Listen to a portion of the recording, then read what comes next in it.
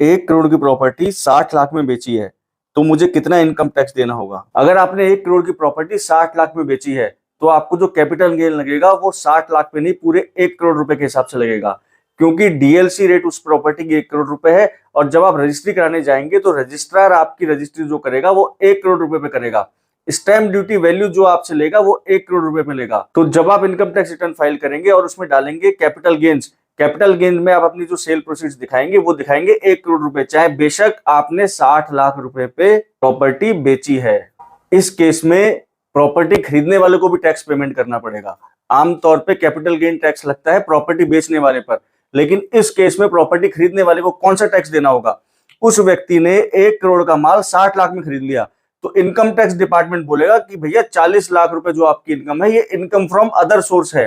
तो जब आप अपनी रिटर्न फाइल करने जाएंगे तो उस 40 लाख को इनकम फ्रॉम अदर सोर्स में शो कीजिएगा, नहीं तो इनकम टैक्स का न्योता आपके पास कभी भी आ सकता है। इनकम टैक्स कैसे चेक करेगा? टीडीएस का जो प्रोविजन होता है, जब सामने वाला आदमी, जो खरीदने वाला आदमी है, वो जब पेमेंट करेगा तो उसे प्रॉपर्टी के ट्रांजैक्शन पर 1% टीडीएस काटना है। वो 1% की वैल्यू जो बनेगी वो बनेगी 1 करोड़ रुपए के ऊपर।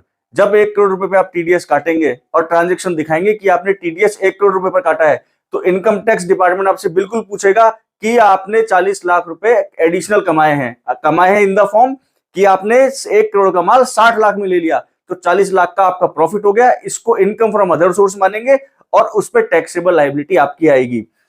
आपको डिटेल गाइड चाहिए तो मैसेज कीजिए प्रॉपर्टी, मैं डिटेल भेजूंगा कि किस केस में क्या ट्रीटमेंट होता है। और ऐसी टिप्स के लिए फॉलो करते रहिए हमारे पेज को। धन्यवाद।